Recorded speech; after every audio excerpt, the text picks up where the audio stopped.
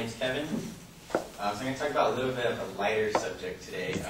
Talk about video games tonight. So just a quick question: is anyone unfamiliar with the current consoles out right now?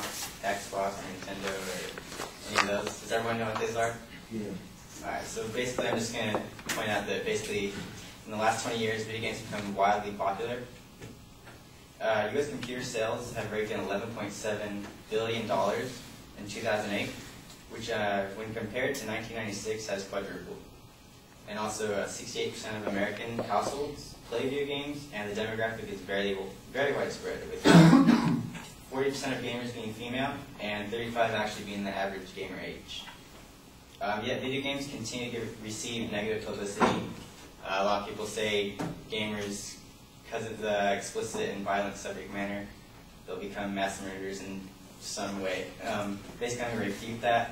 But not only refute these false images, but take it another step further with my main claim to argue that video games have a positive effect on behavior. And so my supporting claims for video games having a positive effect on behavior will be that video games give a reflection on society. Video games can enhance sports performance and motivation.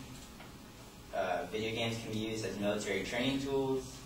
And my last one, video games can reduce real-world violence. Alright, so with my first claim being that video games are a reflection on society, basically I'm just saying video games can actually promote and understand human nature, which basically they can reflect humanity's violent impulses in a safe and contained method. Dr. Melanie Moore of psychology, who works with urban teens, has been quoted saying that fear, greed, power hunger, rage. These are aspects of ourselves that we try not to experience in our lives, but often want, even need to experience vicariously through stories of others. So in a way, these video games are necessary for children in order to explore these feelings that are essential to all humans, and basically in a safe and non-destructive way, so that later on in their lives they can reintegrate these feelings in a more complex way. And furthermore, video games can cultivate friendships and better social skills. So according to a study by Dr. Cheryl Olson and Lawrence Kutner of Harvard Medical School, video games is actually a social activity many kids did with their friends, as well as talked about with their classmates. And as well, lastly, video games can be considered an art form, just like any other novel, music, painting, or anything like that, that has violence in it in the past and will continue to in society as well. Alright, for my second claim being that video games can enhance sports performance and motivation. Basically, the mind works by storing actual experiences and constructing intricate connections among them, and this is actually the current cognitive theory. So basically, many athletes can relate to this since it's common for them to visualize just their success, and they repeatedly put that mental image inside them, or in their mind, I should say, so they could be prepared for the real event. And video games can help this because they can build these mental models in more of a permanent way and concrete way. And it can also teach strategy by playing sports video games, much like video clips will help coaches specifically train their athletes, all the while in the comfort and safety of their own home.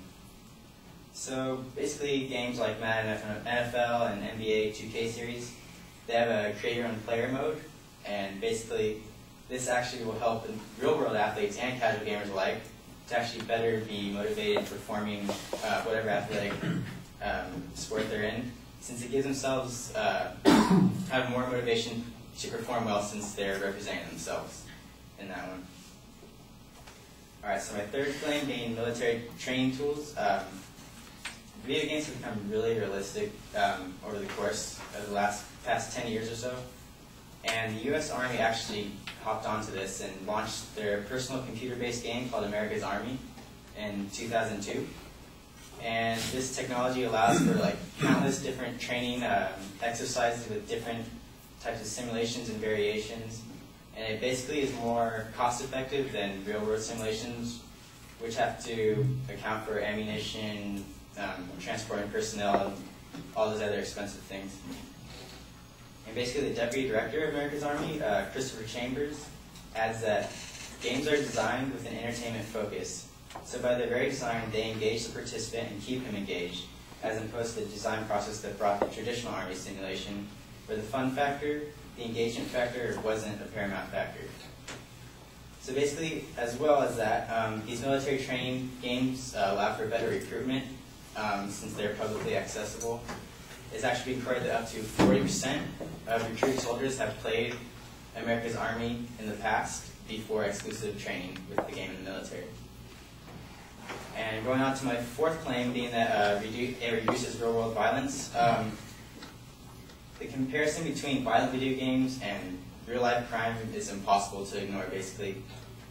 From 1995 to 2008, juvenile violent crime dropped 36%, I should say. While I stated earlier, video game sales quadrupled in the same amount of time. And some reasoning for such drastic numbers would be that basically it's a new activity for restless teens who are tempted to do any reckless behavior. And it kind of distracts them in a way. And it also allows them to purge those violent tendencies through a TV screen rather than something or someone in the real world. And so I think fighting video games is a perfect example of this, being that it's a way to ventilate aggressive behavior and impulses that are, what I have stated earlier, that are embedded in all of us naturally. And also games can be considered a cathartic activity as well as an escape from reality that I think everyone needs from time to time. So basically, upon describing these important claims that violent video games give a reflection on society, video games can enhance sports performance and motivation, video games can be used as military training tools, and finally, video games can reduce real-world violence, I conclude that video games have a positive effect on behavior.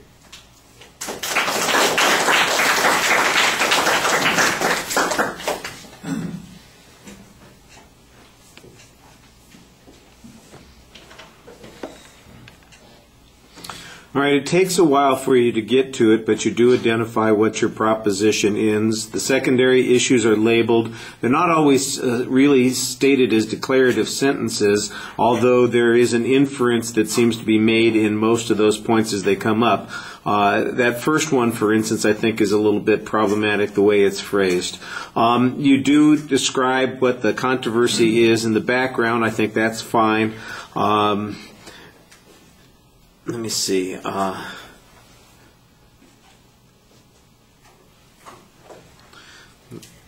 sorry, it's a long evening, and I occasionally get distracted on something.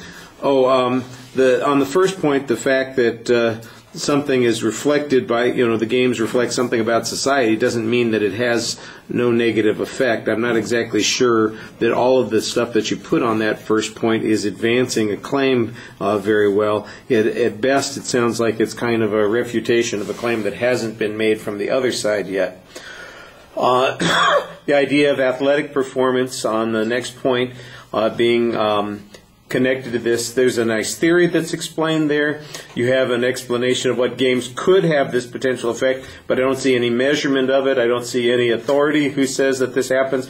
Why don't we even get those professional athletes saying, boy, I'm so much more motivated to perform. Where are you? I know you're out there somewhere. There you are.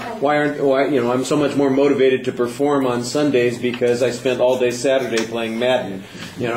Something, that would suggest that there is a real relationship on that point. The military point I thought was a little more strongly argued. You had a couple of statistics to go with it and some data on cost issues, which was okay. So I think it's a little problematic on the fourth point to be arguing that it has, you seem to be implying a causal relationship here, and I think that that's a huge inference. You describe what the theory behind that causal relationship would be without really providing much proof other than the statistical correlation. All right, thank you.